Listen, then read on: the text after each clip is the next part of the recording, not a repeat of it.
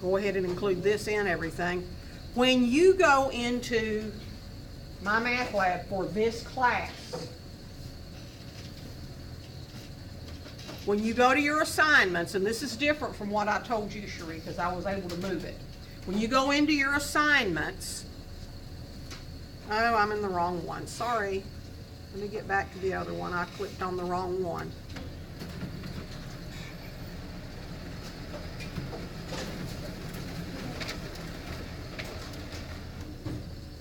Okay, in your assignments folder at the very top, there's one that says instructor required homework. Don't worry about anything else that you see right there. When you get inside that folder, click on quizzes and tests. And at the very bottom, you will see the practice for the last test.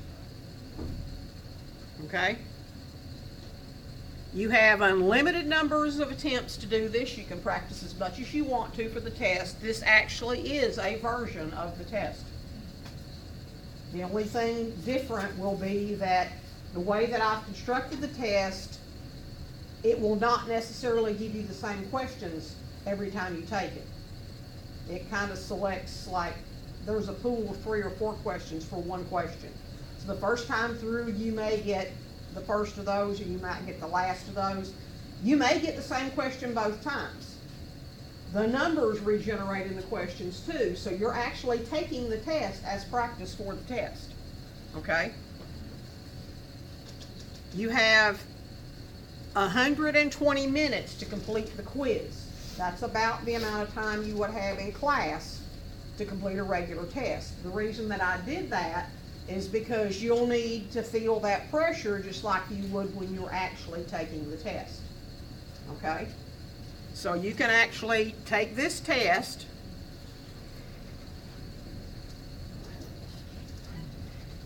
and you see here that it has 27 possible points, and that's because there's 27 questions.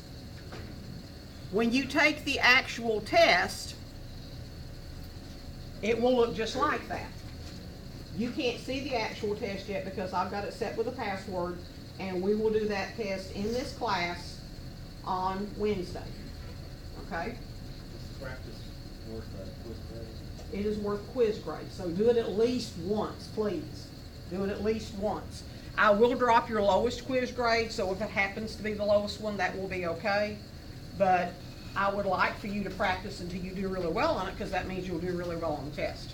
Okay? I'm not big on making secrets about what's on the test. I want you to know what's on the test. I will also point out to you that that one of the things I'm going to do, since it's been a while since we covered chapter 10, I'm going to actually record me taking the chapter 10 quiz and explain to you as I'm going through how I complete those quiz problems. That way you'll have that to review for the final, since it's been a while since we've done that. So I wanted to do that for you. We're not going to have time to do it in class, but I thought it might be helpful to you to at least have something to fall back on if you're trying to do your chapter 10 homework and quizzes.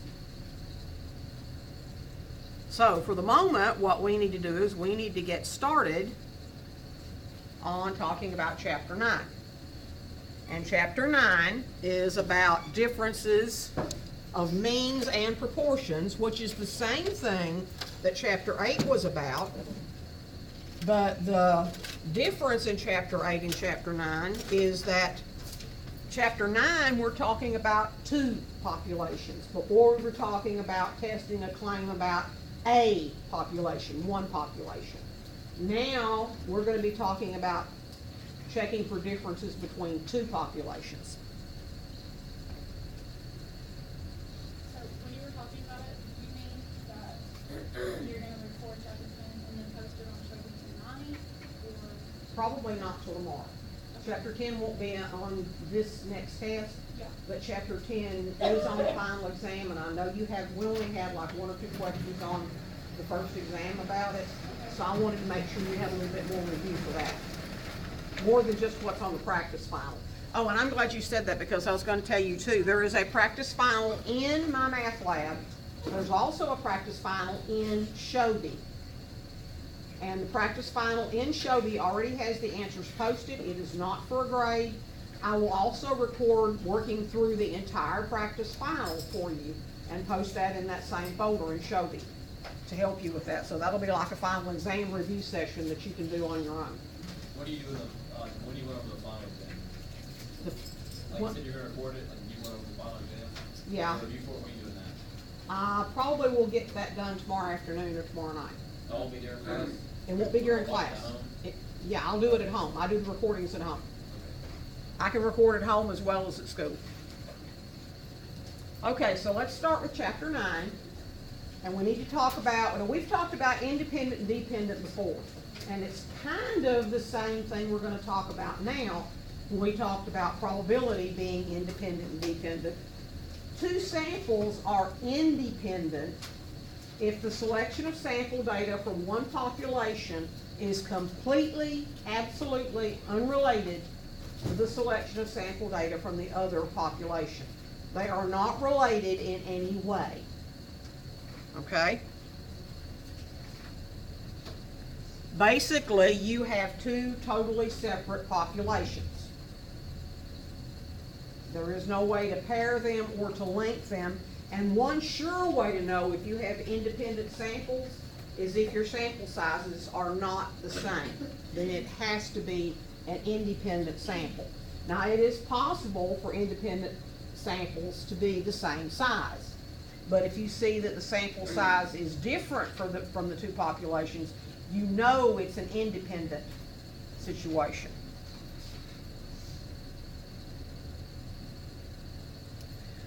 Two samples are dependent if each data value in one sample can be paired with a corresponding data value in the other sample. So I'm going to give you some examples of paired situations. If I had come in here the first day of class and I had given you a pre-test that was a version of the final exam in this class, everybody probably would have said, oh, and wrote their name on it and handed it back in. You might have answered 2 or 3 questions, but probably couldn't have answered most of them. But if I teach you the whole semester and then I come in and I give you the final exam, you're the same people taking that final exam as took the pretest. And if I compare your scores, what do I hope has happened? Improvement. I'm looking at the difference between your pretest and your post-test. But my sample, even though it's 2 populations of data, one is when you took the pretest, one is when you took the post-test, they are linked. They are linked by the fact that the same people were taking the test. Does that make sense? Okay, so that's one thing. If you decide to join Weight Watchers or go on the Atkins diet or whatever, or join a gym and you're trying to lose weight, you weigh in on the first day and then you work out, you exercise, you diet for, let's say, a month, and then you weigh in again at the end of the first month. What do you hope has happened? You hope that your weight has gone down. That's paired data. You're the same person on day 1 as you were on the last day when you weigh in again. Your data is actually, even though it's 2 separate sets of data, it's really coming from the same person.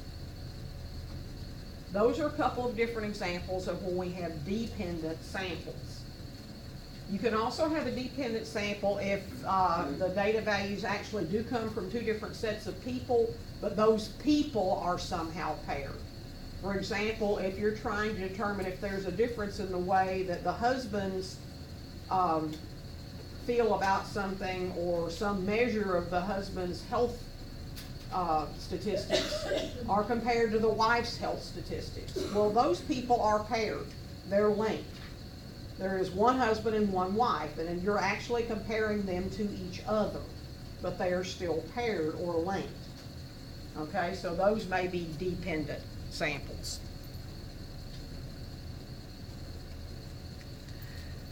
When you're testing the mean of differences of paired data values, the null hypothesis is always stated that there is no difference among the pairs.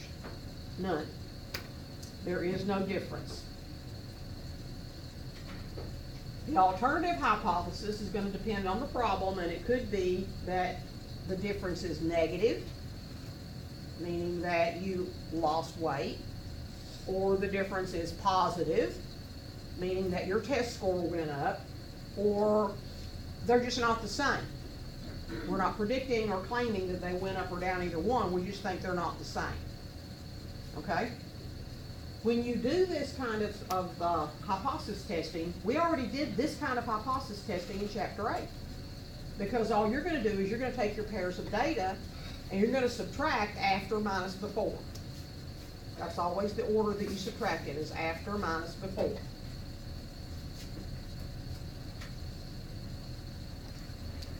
Then you're going to put that one set of differences in one list. Okay? Just one list. And you're going to test which way the differences are. Are they negative? Are they positive? Are they just not equal to each other? And we'll do an example like that. So here's the first one. Tell me why this is dependent. You have a heart rate before exercising and one after exercising. What makes this dependent? Yeah, it's the same person, one's before, one's after. So this is a dependent set of data.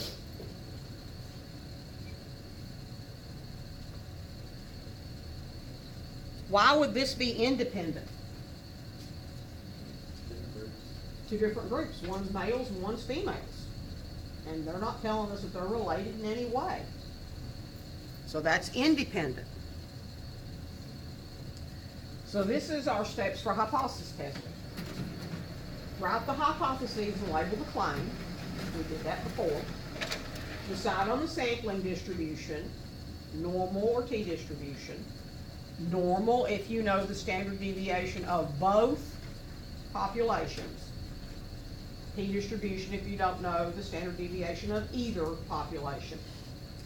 Then you find the sample statistics and the p-value and make a decision about the null hypothesis by comparing p to alpha, or you can do it by comparing the critical value to the standardized test statistic. We use comparison of p to alpha. If p is less than alpha, HO is rejected. And then you interpret your decision.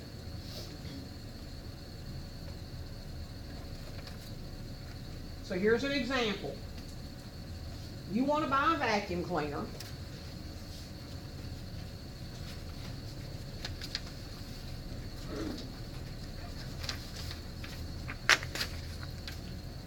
And a salesperson tells you that the repair costs for Model A and Model B are about the same. They're equal. So you go home, you get on the internet, you research the repair costs of 34 Model A vacuum cleaners and 46 Model B vacuum cleaners.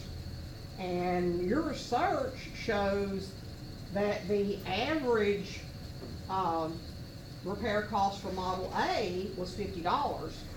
And the standard deviation for Model A was $10. And for Model B, the average repair cost was $60, and the standard deviation was $18. Now this is based upon a population standard deviation. Notice here our symbol is sigma. So at a significance level of 1%, can you reject the salesperson's claim? Well, from there, we're going to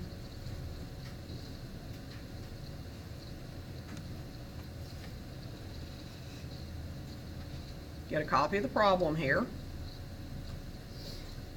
That's pretty dark.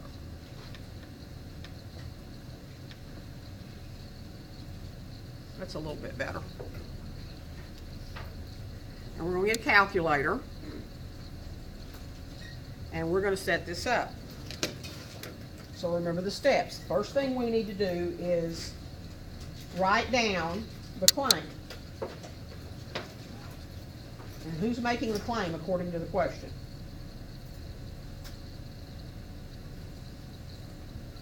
can you reject the salesperson's claim?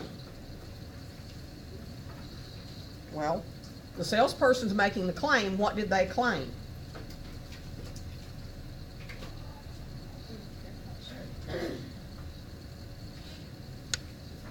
Their claim is that the mean for model A is equal to the mean for model B. In other words, their claim is there is no difference.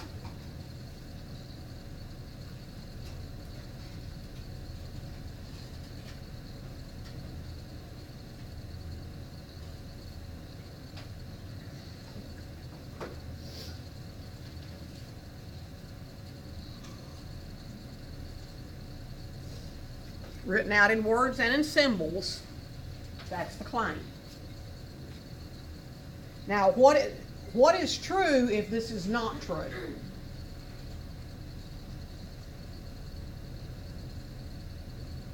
Did you go into this looking for evidence that one was more than the other, or one was less than the other, or just looking to see if they were the same or not? Say there is a difference. You say there is a difference. You don't really know or care which way it went, but you're saying there's a difference. I think there might be a difference. So yours is the alternate because it says the mean for A is not the same as the mean for B. And the fact that it's not equals to tells you that this is the alternate hypothesis, or H1. And that tells you that your claim is HO.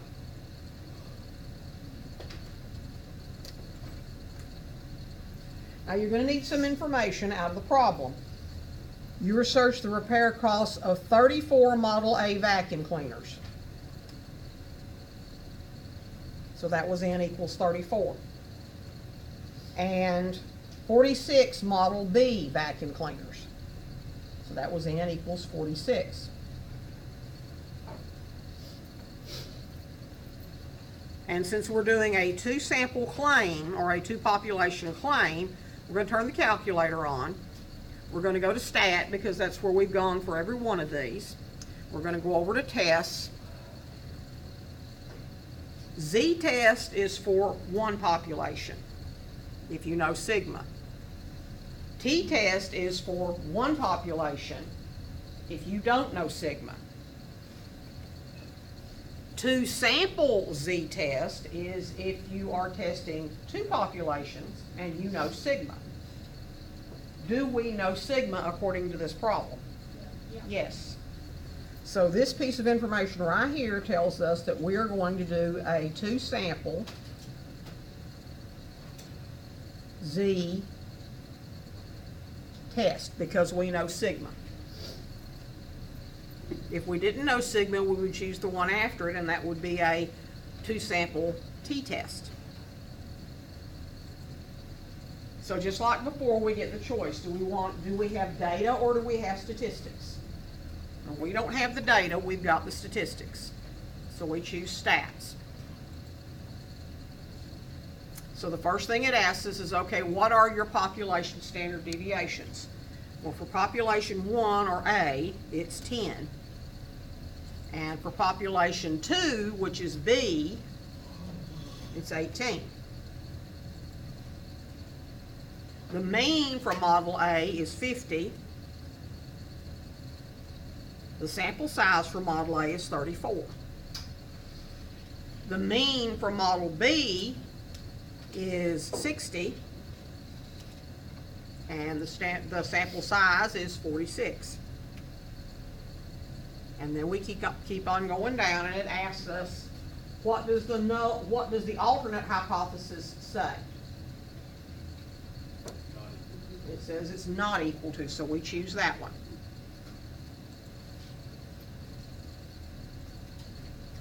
And then we calculate or we draw. And we're going to draw.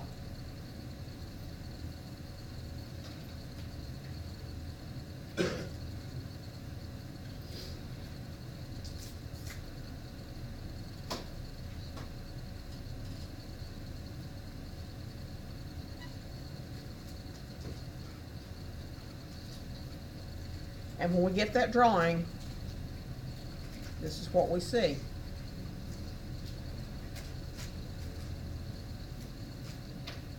Now, the null hypothesis is actually in the middle.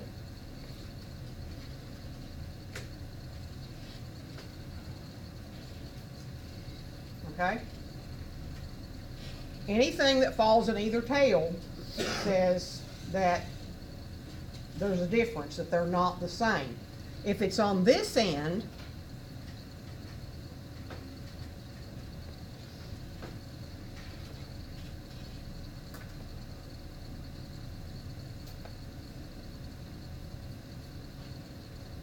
let's see if I can explain to you why this is going to come out this way. Mu A minus mu B, if that were true, the difference would actually be 0. Okay? If A is smaller than B,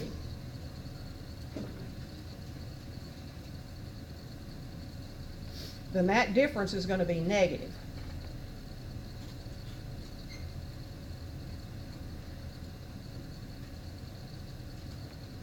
Which should make sense because this is where your negative z-scores are. Okay? And if we're up here on this end, this is saying that mu A is larger than mu B because mu A minus mu B is greater than 0. This is where your positive differences are. Okay? Now, according to our test statistic is negative 3.1647.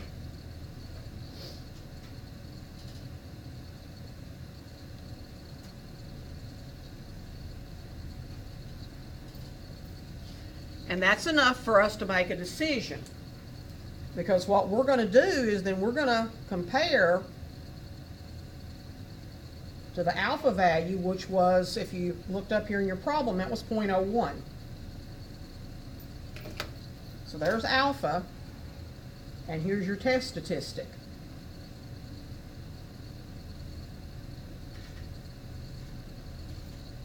Which one's smaller? Oh, I'm sorry, test statistic, p-value. That was no help at all.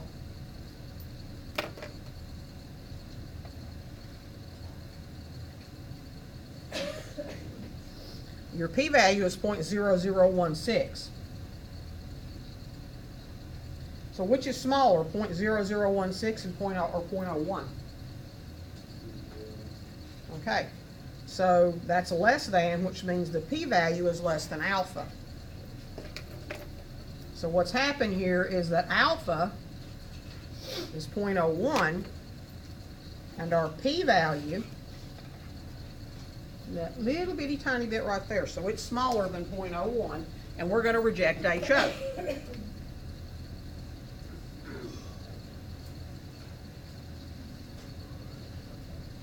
Now that we've rejected HO, what does that mean? What did we reject? The claim.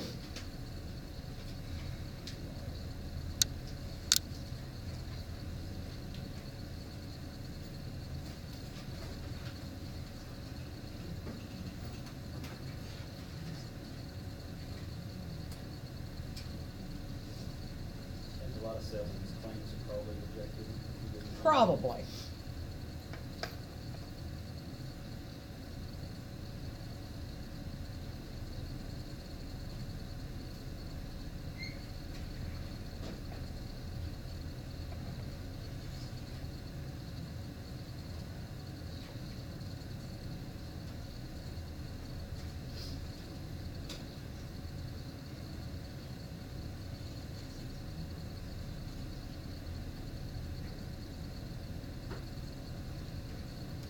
Okay, so that's our conclusion, says evidence from the samples shows that at the 0.01 level of significance, the repair costs of model A and B are not the same. Okay, now that's the only conclusion you can come to. They're not the same.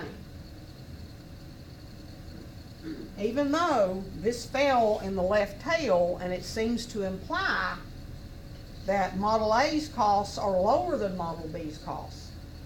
That was not what you tested. You tested whether or not that was true. And by testing that, you were supporting a conclusion only that they were not the same. Okay? So you can't add interpretation to what the thing you tested was. You have to stick with what you had. So just a quick review.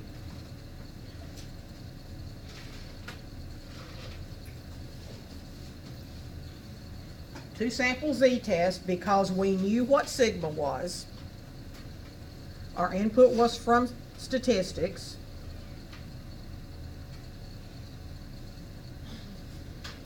We had to give sigma 1 and sigma 2.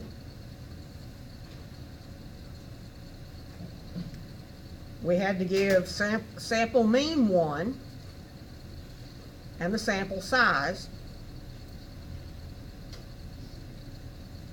We had to give sample mean 2 and its size.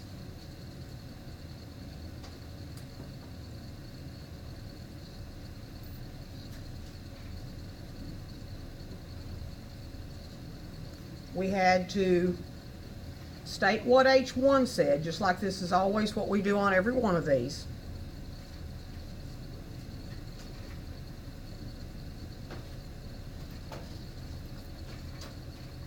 And then we drew. Okay? And that was the conclusion that we came to. Same process every single time. Feed the calculator the information, interpret what it feeds you back. Be careful that you enter the information correctly. That is the number one cause of missing problems on Chapter 8 and Chapter 9 is you misenter a number. You type it backwards, you put a decimal in the wrong place, you put the number in the wrong place. Be very careful you give it the right information.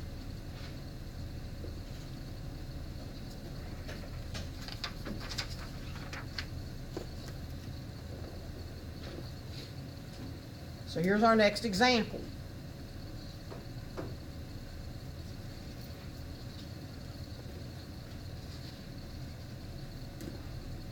Advertising executive claims that there's a difference in the mean household income for credit card holders of Visa Gold or MasterCard Gold. And the results of a random survey of 100 customers from each one of these groups is shown here. Test the executive's claim at the 5% significance level. What does the executive say? What is his claim?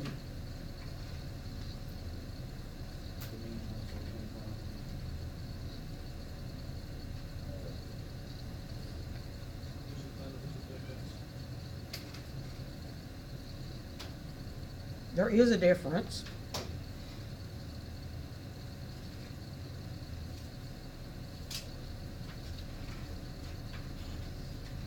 So by saying there is a difference, he's saying the mean for the Visa Gold people, which we're going to call population 1, is not the same. They are not equal as the mean for the MasterCard Gold, which we'll call population 2.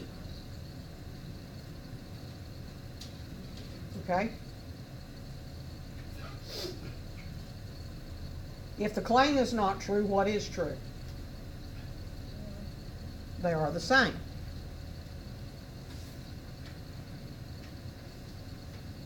So by knowing that, we know that this is HO and that's H1.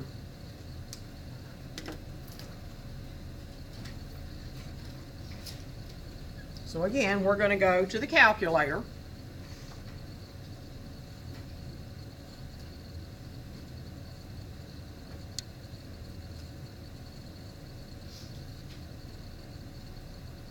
Can we do a z-test? Why not? That's right. We don't know the value of sigma, the standard deviation, and we know that choice is going to ask us for that. So we go down and do a 2-sample t-test. And again, our choices are data or stats.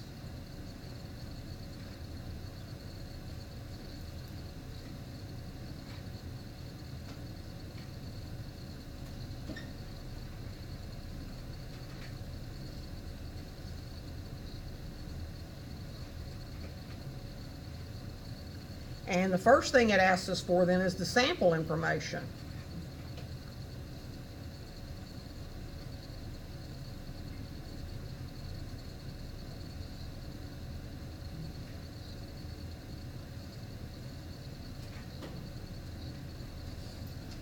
So X bar 1 is going to be 60,900. S1 is going to be 12,000. N1 is 100.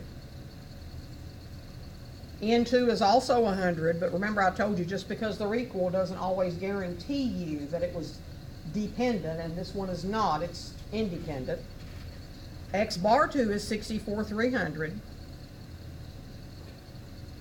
And S2 is 15,000.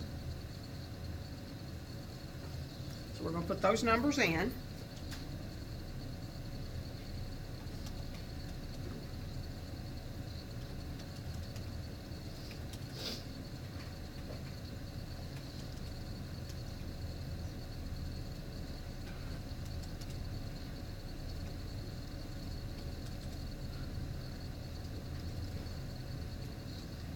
And it asks us again, what is the alternate claim? What does H1 say? And H1 says mu1 does not equal mu2.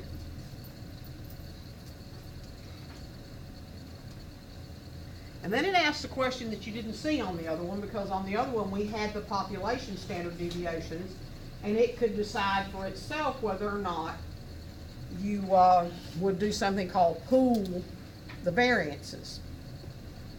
But this time, it's based on sample standard deviations. Now, what I'm going to tell you is unless the problem specifically tells you to assume that the population variances are equal, the answer to pooled is no. Just say no. Always no. Unless it tells you sigma 1 equals sigma 2. You may assume that sigma 1 equals sigma 2. You may assume the population variances are equal. If it doesn't say that, the answer is no. If they're equal, pool. If they're not equal, no. And then you draw.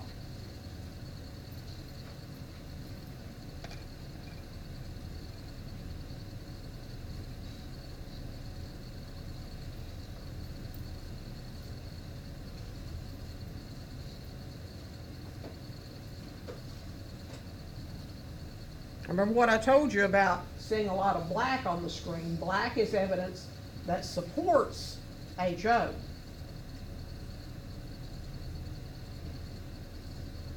And that looks like quite a bit of black to me.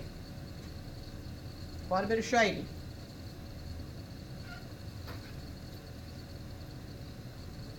So here's what our drawing looks like.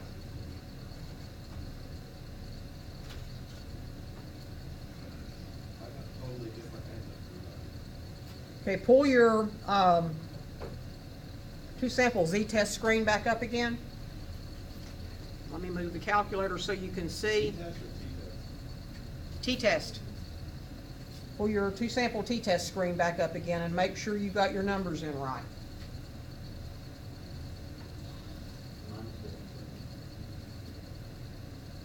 Maybe I need to check mine then.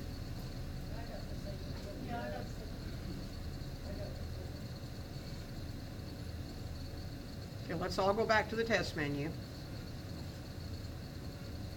So y'all go down your menu, it should say stats 60900 12000 100 64300. Okay, and that will do it. and then 15, 0, 0, 0, and then 100, no, not equal to, no, and then draw. And see if it tells you something different. If you made a mistake, correct it. Did you find it? Okay.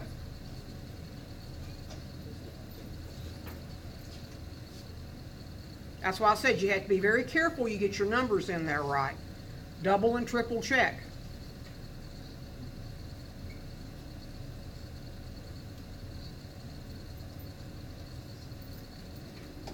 So what our drawing shows us is that this is indeed a two-tailed test because of the not equal to. Okay? It split the p-value into both tails.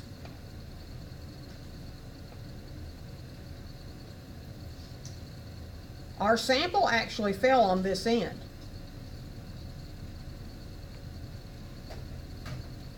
That was our test statistic. But regardless of that, we're only testing that there was no difference. So we can't say, well, one was bigger than the other. We can just say, well, no, they're not the same. Okay? So our total p-value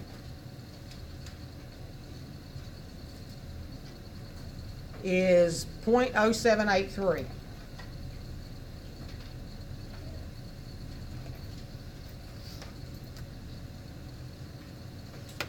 And from the problem, it says we're going to test at the 5% significance level.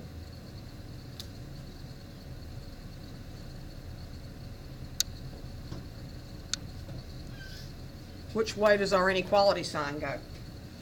Is p less than alpha? No. It's greater than alpha. And when p is not less than alpha, you cannot reject HO.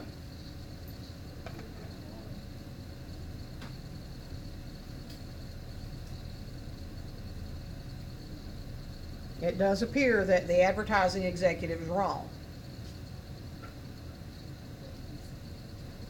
Let's see if I can find a place to get a piece of paper up here so we can write the conclusion.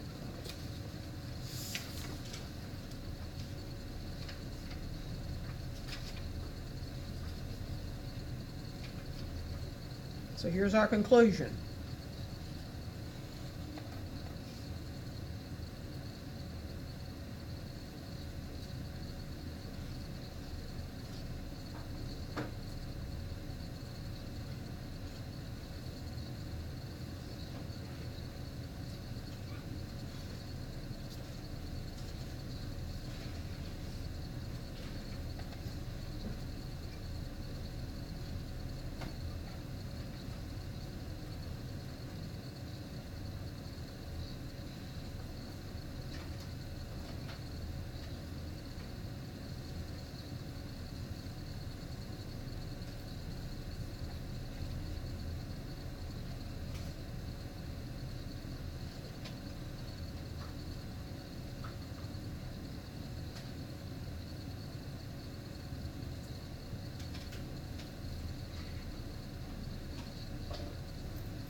So according to evidence from the sample, the advertising executive's claim that the mean incomes are not the same is not true.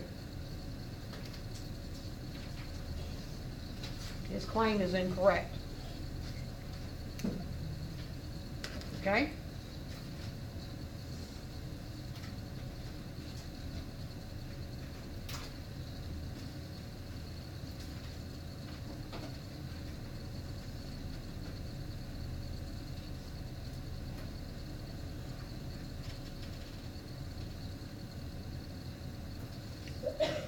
Now, both of the examples that we've done so far have been with independent samples.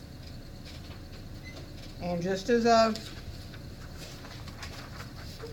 additional point, when to pool, you can pool standard deviations if the two sample standard deviations are sufficiently close. Now, I don't know about you, but I'm never feeling really comfortable unless they're exactly equal to each other with saying they're sufficiently close. Okay? So I always just say no. Depending on your significance level, a little difference could sway us. It could. So you're better off assuming, if you don't have any evidence to say they are, then you probably should say no. You should always be conservative. And the other way is if you have some reason to believe that the population standard deviations are equal. If they're equal, you pool. If they're not, you don't. That can occur, for example, if you are testing the mean circumference, for example, of a ball bearing produced by a machine today and one that's produced tomorrow, a population that's produced tomorrow, and you're trying to compare those two because you made a slight adjustment to the machine. You could assume that your slight adjustment would have changed the mean, but probably not changed the variability. Okay? So in that case, if you make a slight change or alteration to a method of production, you could assume that the standard deviation will remain the same and still treat the two independent sets of data. But what I want to do, since we haven't done one of dependent, before we go on and do the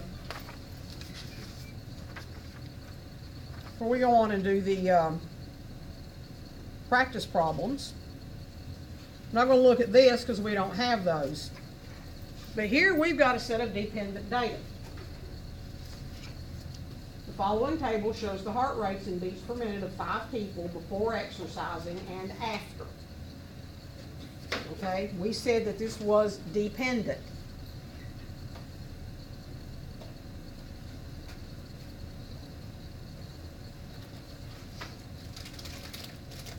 So what we want to do is we're going to formulate a question, and I'm going to give you no information but what you see there, and I want you to tell me, come to a consensus, what do you think the claim should be?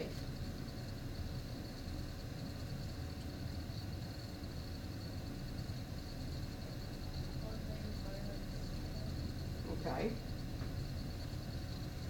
Any discussion with that or disagreement with that? The heart rate's lower before exercise. Or the heart rate's lower before exercising. Okay? But those both really say the same thing.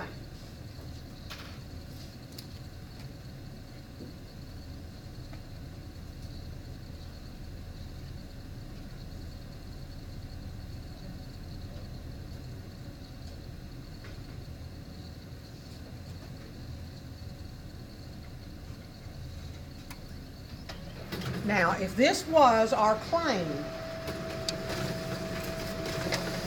and we want to support our claim, what we're going to want to find is that the difference between these two is after minus before, because that's always the way you do the difference.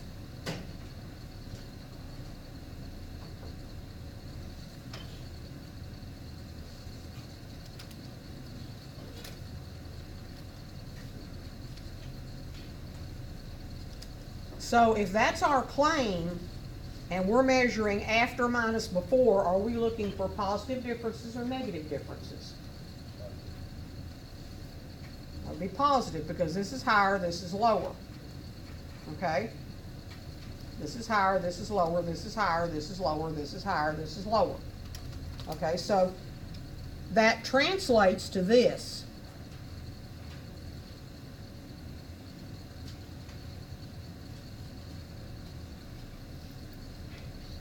Okay?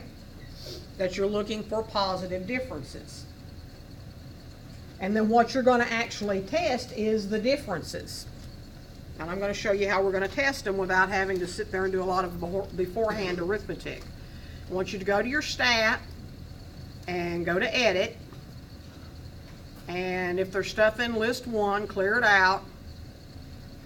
I don't care what you do with list 2. We don't really need to worry about that. But I want you to go into list 1. And we're going to put the differences in list 1, but we're not going to have to do arithmetic before we do it. In list 1, at the very first entry, we're going to type in 127 minus 65. And then hit enter. and then 135 minus 72. And hit enter. And 140 minus 85. And 136 minus 78. And 150 minus 93.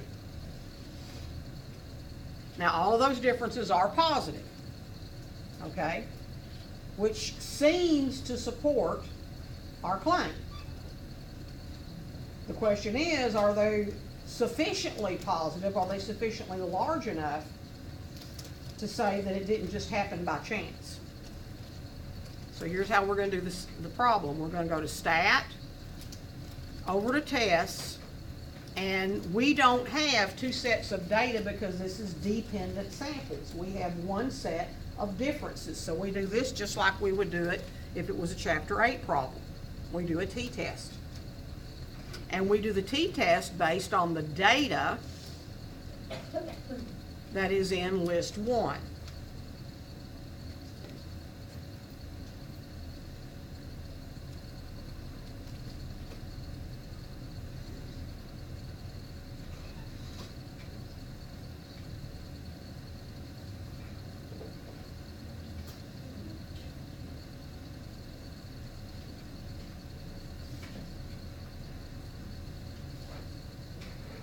And our claim is that the mean is going to be 0, which is there is no difference, because HO says no difference, which is the mean of the differences is equal to 0. H1 is the claim.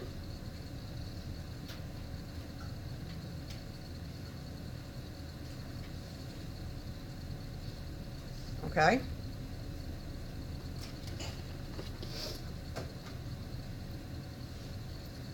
So we're going to enter the mean of the differences to be 0. Our list is List 1. The frequency of that list is 1. And H1 says mu is greater than 0. So you choose the greater than option.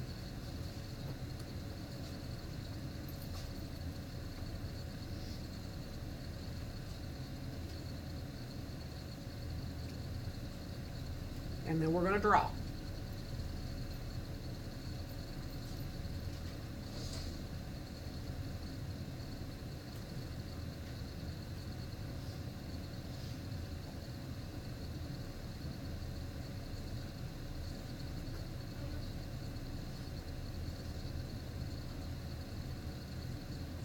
And I'd be shocked if we see anything down here. We're testing this.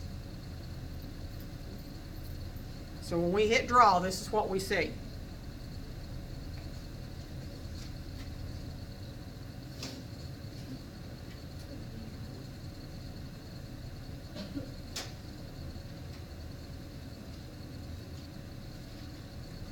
It says the test statistic is 38.9034.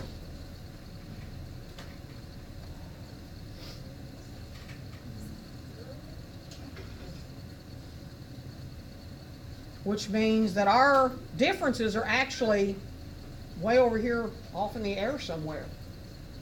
Because the p-value it gives us is 0.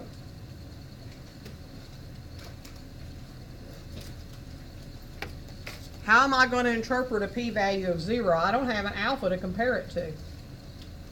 What am I going to conclude since I don't have an alpha?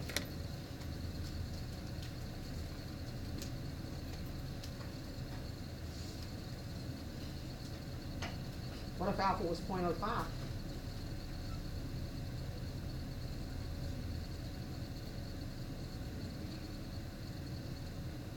Zero is less than 0.05, so you reject HO, right?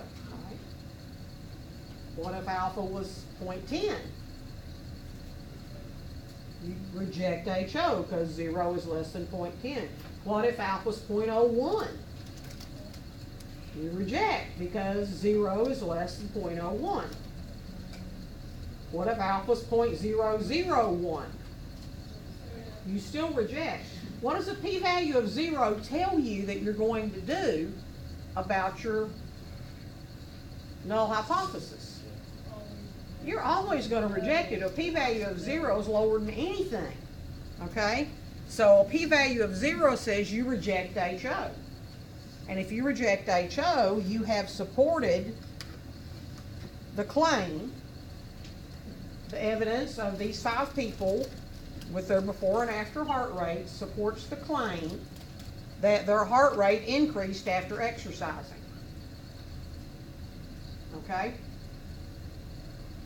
It would have come out the same way if we had tested that the differences were negative, saying that the heart rate before was lower than after, but we would have had to have turned around the way that we did the differences and done the lower minus the before minus the after. Okay? But normally you do it after minus before. It'll work the other way. You just have to be careful how you word your conclusions. So with that said, let's practice a little bit.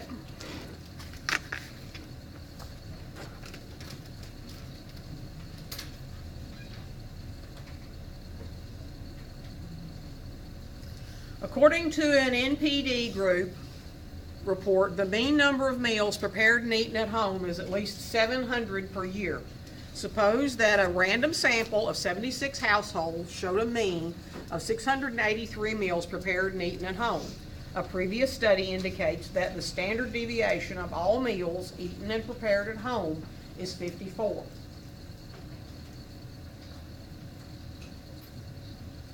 Test the NPD group's claim at a 10% level of significance.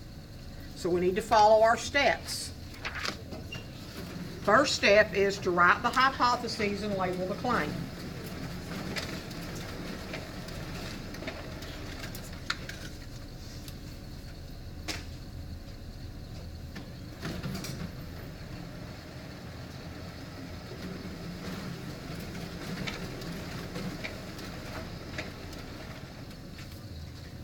And the way that we'll do that is we'll first identify the claim. That's the NPD group's claim. And their claim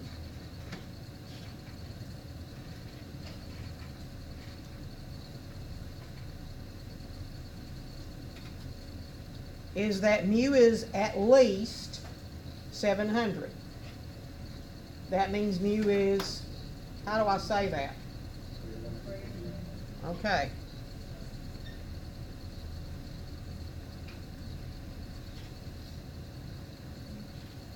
Okay, what's true if they're wrong?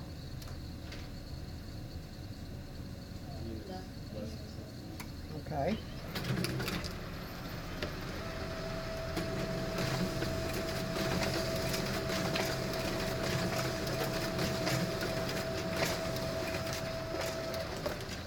Which one's HO, which one's H1? Okay, this is H1, this is HO, and this is the claim. So that we'll be able to write our conclusion correctly. What information do we have that lets us decide on a sampling distribution? We have a sample of 76 households, a mean of 683 meals prepared and eaten at home. And then it says a previous study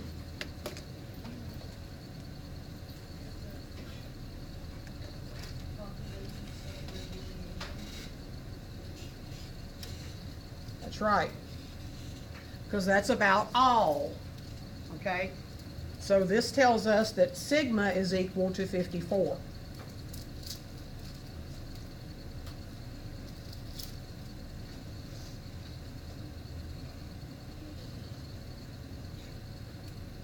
So that's going to be a z-test.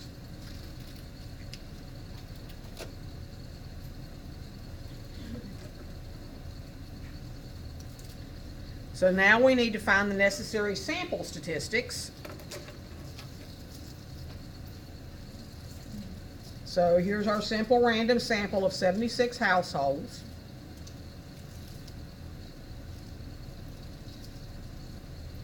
showed a mean of 683.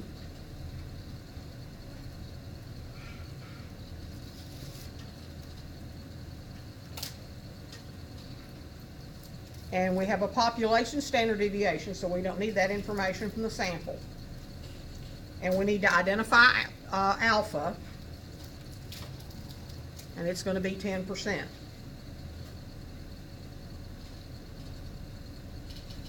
So alpha's 0.10. We're ready to work the problem.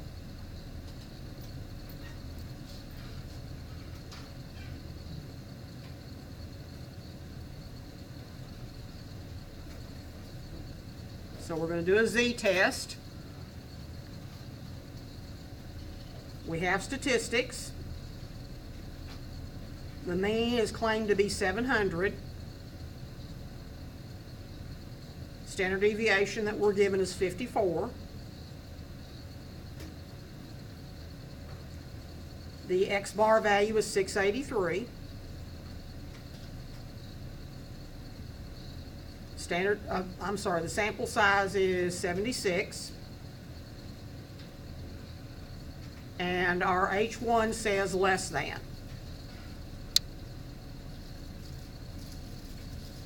And we're ready to draw.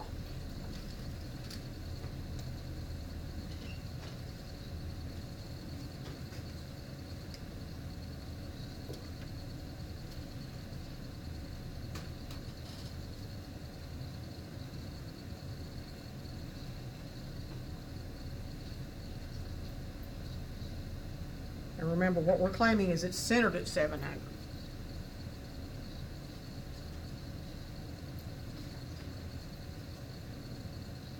So we get a test statistic, which is your z-score, of negative 2.7445.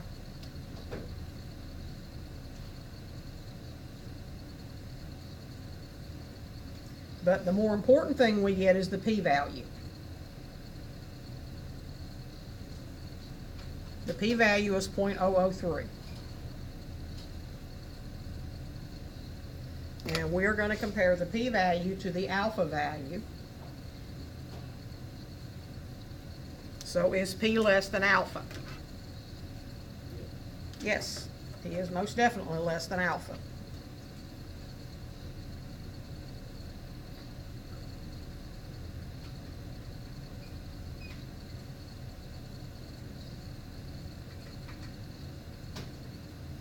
So we reject HO, which means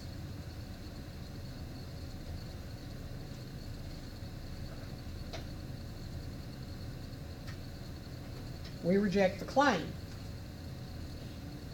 Okay? That was the claim.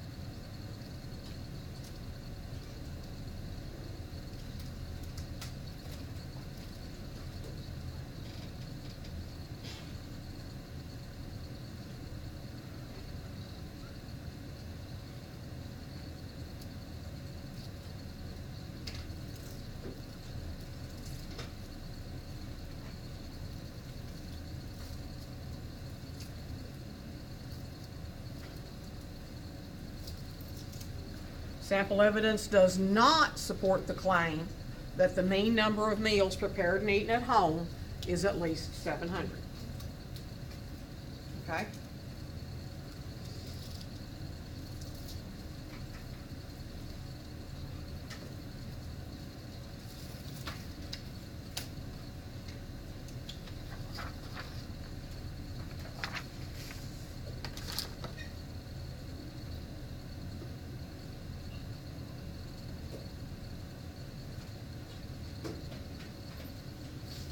National Center on Drug Use and Health reported that from 2002 to 2005, 4.8% of persons aged 12 or older used a prescription pain reliever non-medically.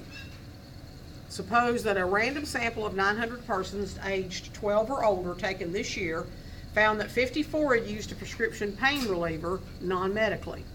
Test whether the population proportion of persons aged 12 or older using a prescription pain reliever non-medically has increased at a 1% significance level.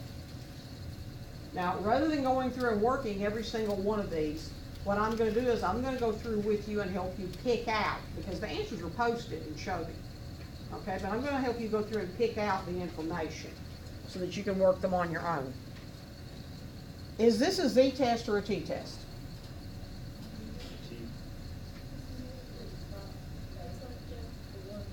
It's a one-prop Z-test because it's about a proportion.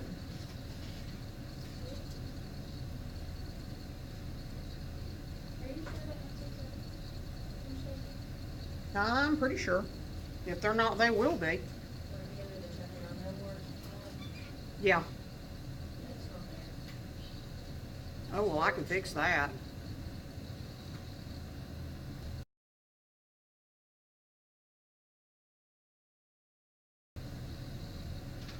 I'll check it next door when I go next door while y'all do the evaluations, and I'll put them up there.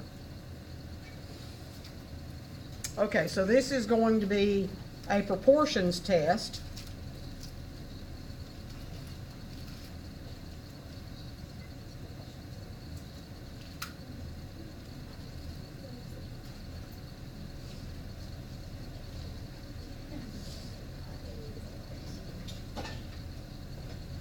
So it's a one-prop Z-test.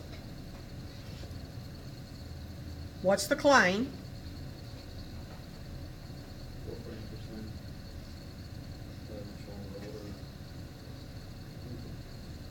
4.8%. Okay. Okay, that's what it was last year, okay? Now read the last sentence. It says, test whether the proportion has increased.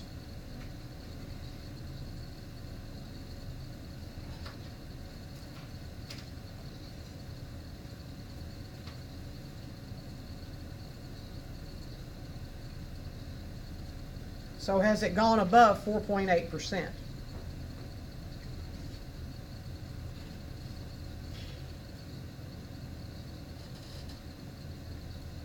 Okay. So this is the claim that we're testing. We think it's increased. The opposite of that claim is that P is still equal to 4.8%, or you could say it could also have been lower than 4.8%.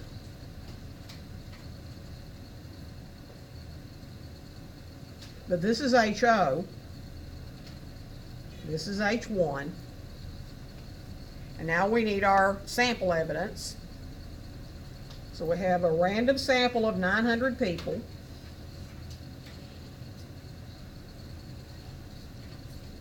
$54 out of the 900 had used a prescription pain reliever non-medically. And we know what alpha is.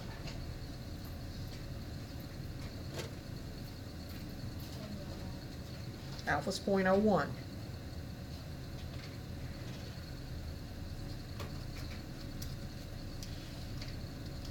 So you go to your one prop Z test screen and you finish the test. Okay?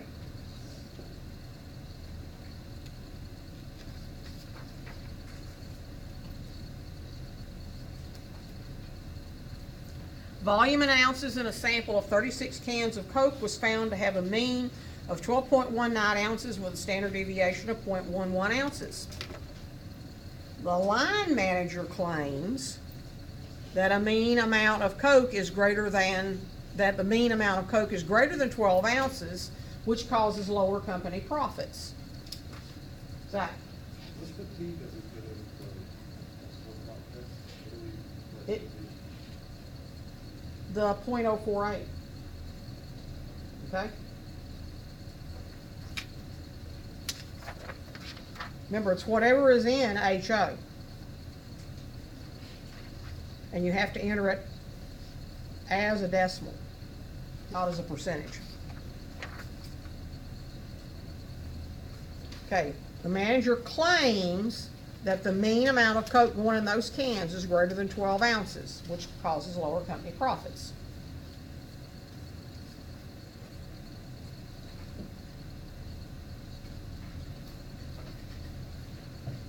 That means the mean is greater than 12 ounces. Here's your .01 significance level.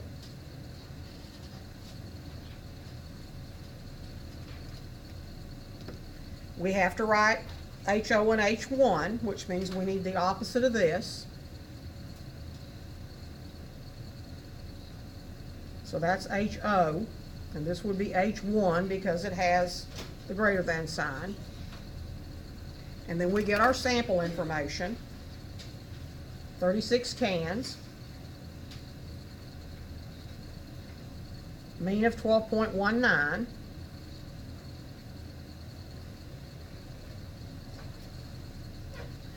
Standard deviation of 0.11.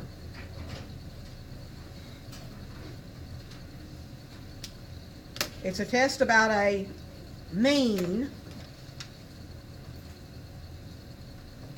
So what does that tell us?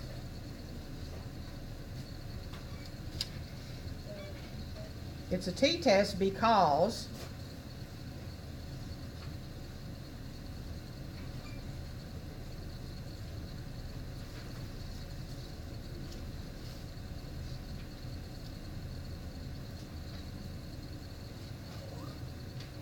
sigma is not known.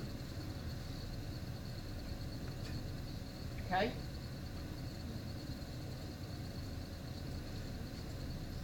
So there again, you complete the test. Okay, so I get really confused when we're trying to figure out how this is. So what is the difference between standard deviation and signal? Because one we did was z-test, and I understand that this one's a t-test, but it's still Sigma is the population standard deviation. There's nothing in this problem that says that we're going to have the population. Is that when it says like?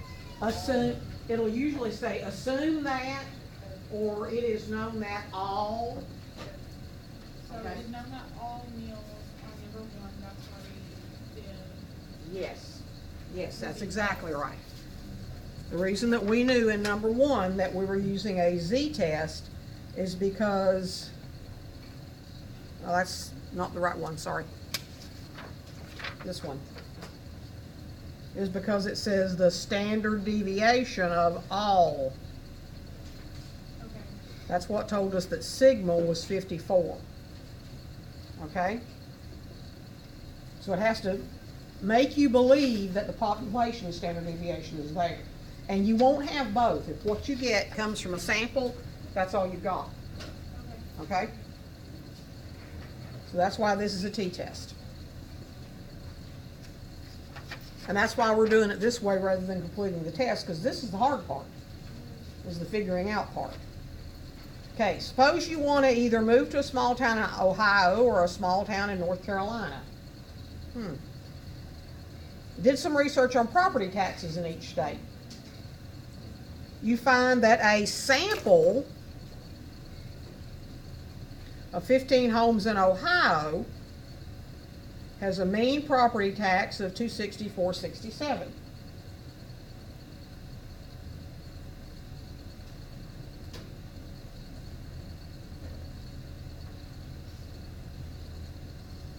A standard deviation of $60.49.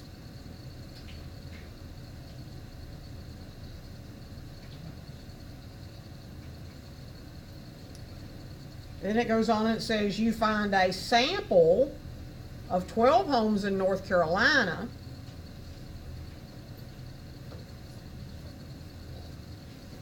have a mean property tax of $208.74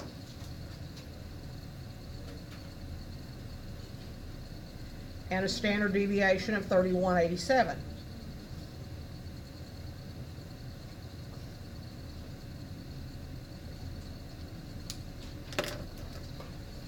So here it comes. Test the claim that the property taxes in Ohio are greater than the property taxes in North Carolina.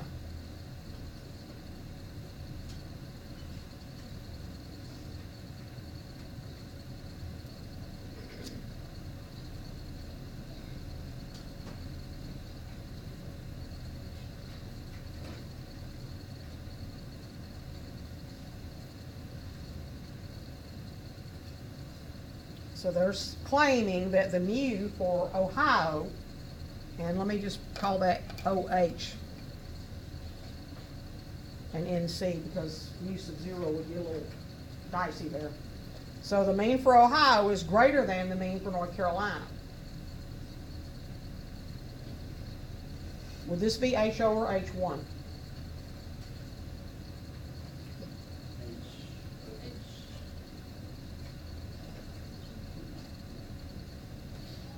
The mean is greater than H1, which says that HO says they're the same.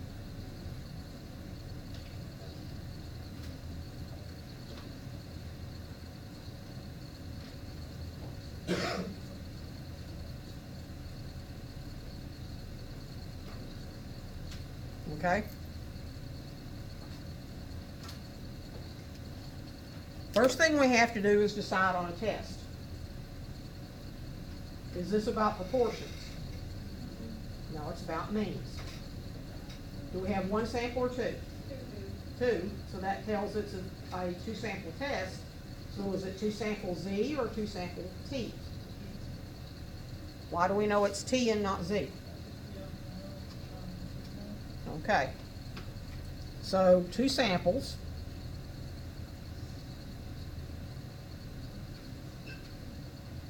Choice between Z and T. We choose T.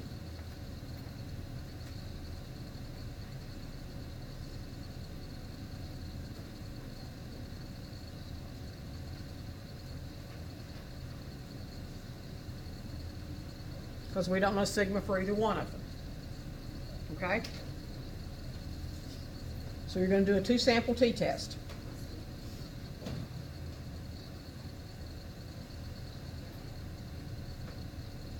And come to your conclusion.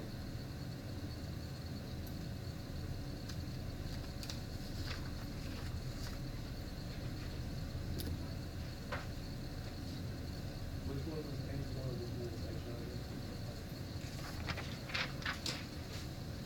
H1 and which one was HO? H1 was the claim that mean in Ohio was greater than North Carolina.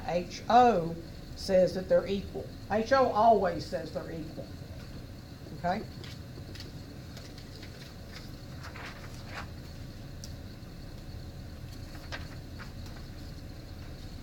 Okay, number 6. I'm sorry, number 5, not number 6. About to skip over number 5.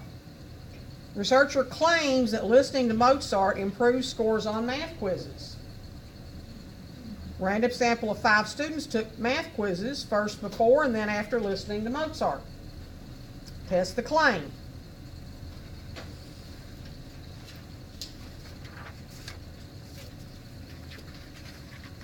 What is the claim?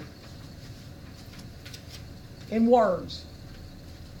Let's just try to do it in words. What's the claim?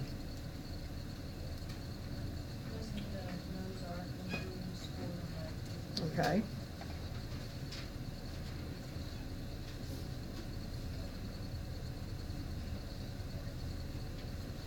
I can't even spell his name.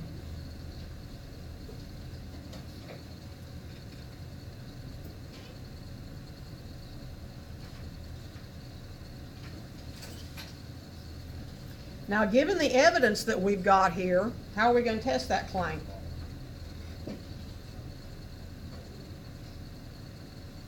Here's the students' quiz grades before. Here's their grades after.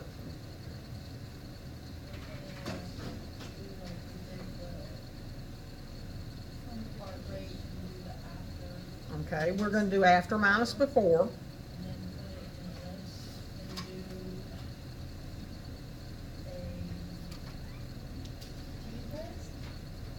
we would do a t-test because we don't know sigma.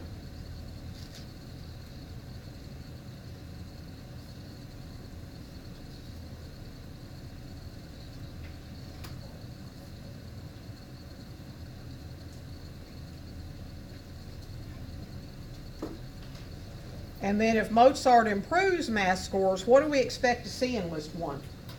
Do we expect the mean of list 1 to be positive, negative, or 0? We expect it to be positive because we're doing after minus before. So this claim equates to the average difference, mu d, is greater than 0, which is positive. And the opposite of that claim is, no, it's just 0 or even maybe less than, but it's 0. So this would be HO, there is no difference, and this would be H1.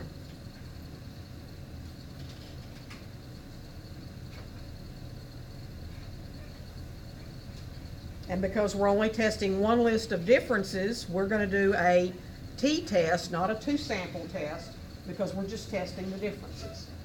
So it's a one-sample test. It's a dependent t-test. Okay? And of course it gives you your alpha level. And you're going to test from stats.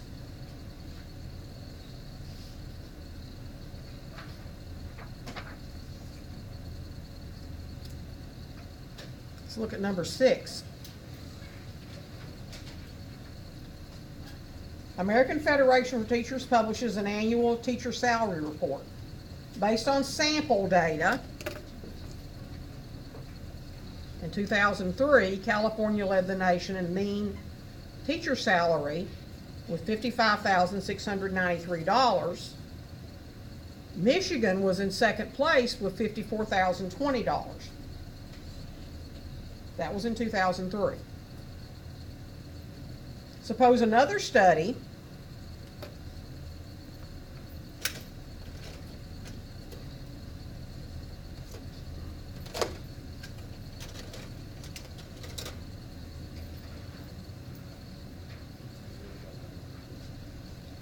shows the population standard deviation in California is $10,000.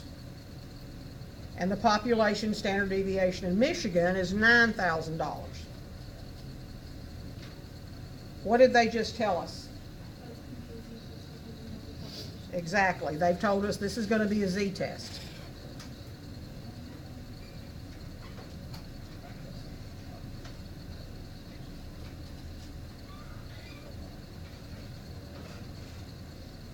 It's going to be a test of means with sigma known. It says, suppose the data are from random samples of size 100 each.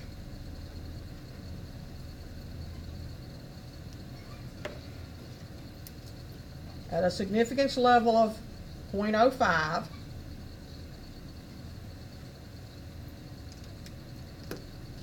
Test the claim. The mean salary in California is greater than the salary in Michigan. So mu C is greater than mu M. Is this HO or H1?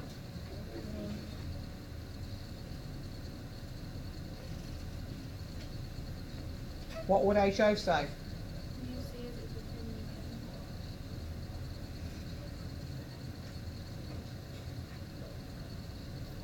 It is a z-test, but what kind of z-test?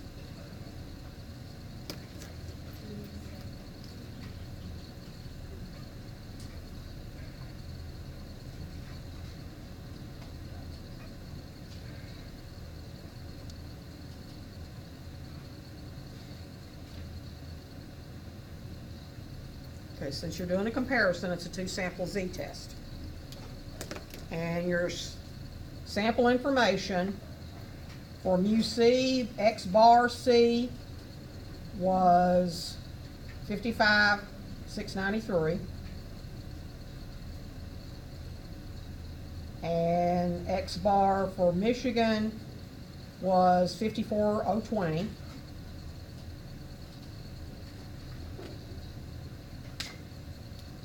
And in on both of those is 100. So you run your test. Okay? I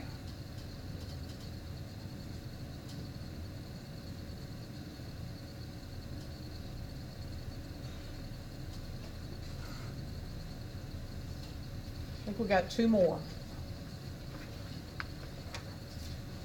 Ah, maybe I lied. Maybe we don't have. We're done. We're done. We did good. Okay, does anybody have any questions?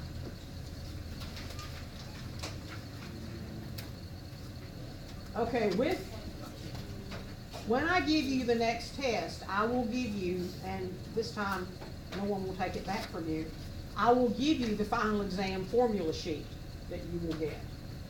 You should have gotten it last time, you should have been allowed to keep it. I didn't know that they didn't give it back to you. So I will give you the formula sheet that you'll have on the final exam. Okay? You've got your practice final exam in Shobi. You've got a practice final exam in my math lab. I'm going to record the Chapter 10 quiz for you with me working it to remind you how to do Chapters 10 stuff, because I know that's been a while, and I know there will be 1 or 2 questions on the final exam from Chapter 10. So, you know, maybe a little refresher is in order there. I think everything else we've kind of run through except maybe the probability stuff, but you've got your probability recordings and things like that. We just didn't spend a lot of time on Chapter 10. Okay? So what I'm going to do now, and we'll have plenty of time to get this done since we finished up so quickly, is unless you have questions or other concerns, yes? Did you find a date for our final? The date for our final is Wednesday the 13th. What time? Yeah, let me look at that too, because I've got that.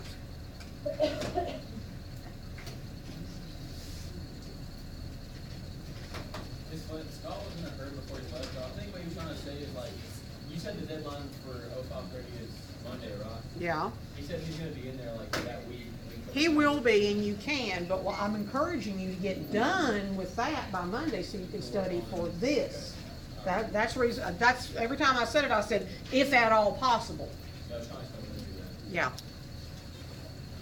Because I don't want to see anybody short themselves on being able to pass this class.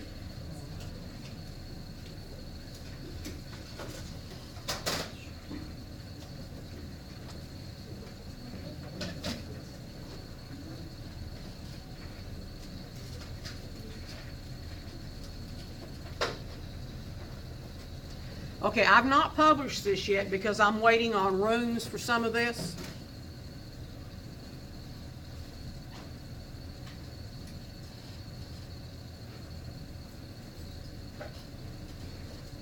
But our test is on Wednesday at, oh gosh, that's not even the right room. The right time. It's the right time, but it's not the right room. It'll be this room. It's from 12 to 2. So we don't come to the 0530 class that day? You don't have to. I will be here on that Wednesday. Scott will be here on that Wednesday. But I'm going to be giving makeup exams. I may actually come in there to give the makeup exams so that I'll be around with you too. How soon will we get the results from the final score? They're Scantrons, so I have preliminary results actually pretty quickly. Because all I have to do is go run the Scantrons. So I may know by Friday, but as soon as I get those done, I'll try to post something in Shobi to let you know what your final exam grade was, because that's faster than sending out multiple messages in Remind. So I'll try to go ahead and post those as soon as I know. You can always text me and ask me too, and then I'll tell you if I know. If I don't, I'll tell you I don't know yet, but. Okay? Now, like I said, I will probably be in that room, but I'm trying to make sure I have enough space to give some makeup tests too that morning. And I am going to publish this as soon as I know the room numbers are correct. But Monday, I am giving makeup exams in C-2114 because according to the final exam schedule, this is why I said that you need to finish by Monday. According to the final exam schedule, your last day for 0530 is Monday. That is your final exam day, time for 0530. It's not the same as this one. It's on Monday. So we don't have class Monday? You don't have 0530, you don't have this class on Monday. Okay. You do not have this class on Monday. Now, if Do you, not go 5:30 on Monday? you don't have 0530 on Monday unless you're doing that last exam. If you're doing that last exam, you come in at 10:30 as usual on Monday. But we don't have this class on Monday. Okay? No. No, if you're finished with 0530, you do not have to go back to 0530's class at all. Okay? Now, I'm gonna publish this later on. This tells you where I am and what I'm doing at various times during the day. If you needed to take a makeup test, if you needed to do some kind of makeup work of any kind, you can find me on Friday from 10:30 to 12:30, but I don't know where yet. Because I've got my secretary looking for a room. Okay? But your final exam is on Wednesday in this room from 12 to 2. Okay?